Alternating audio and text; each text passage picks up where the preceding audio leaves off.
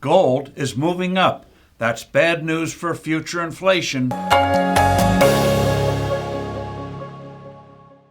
Hello, I'm Steve Forbes, and this is What's Ahead, where you get the insights you need to better navigate these turbulent times. What is happening to the price of gold should be sounding alarm bells inside the Federal Reserve and other central banks. The best barometer for monetary inflation is the dollar price of gold. For a variety of reasons, gold keeps its intrinsic value better than anything else in the world. That has been true for 4,000 years.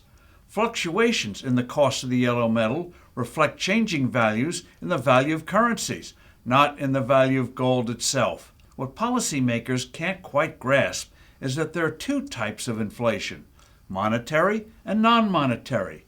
The non-monetary kind is when prices rise because of disruption to production, resulting from natural disasters like droughts and earthquakes, from wars such as the Ukraine conflict and the attacks on international shipping by Iranian proxies, from the pandemic shutdowns that severely damaged global supply chains, and from government regulatory actions that raised the cost of doing business.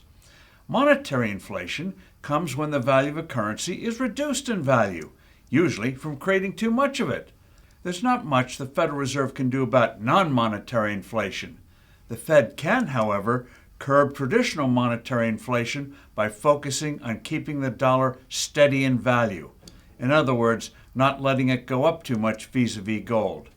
Unfortunately, central bankers these days never refer to stable currency values. Instead, they focus on trying to suppress their economies by upping interest rates. They pay close attention to whatever price index they think best reflects the true state of inflation.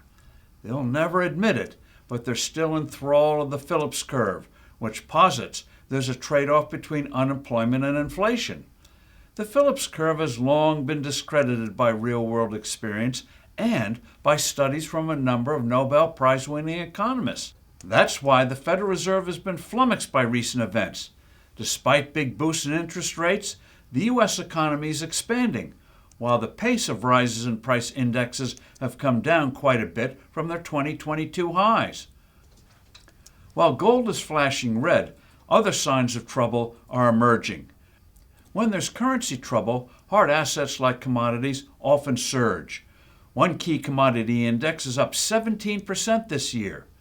Of course, the best approach for a sound and stable dollar is the gold standard, which we had for 180 years before we ignorantly blew it up in the early 1970s.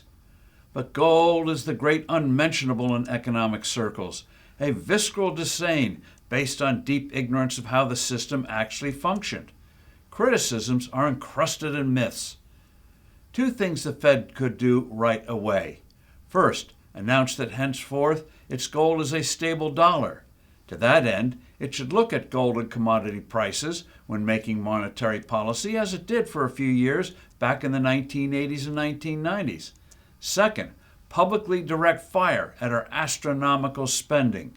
Binge spending will create pressure for future money printing to pay for deficits, and we know where that leads.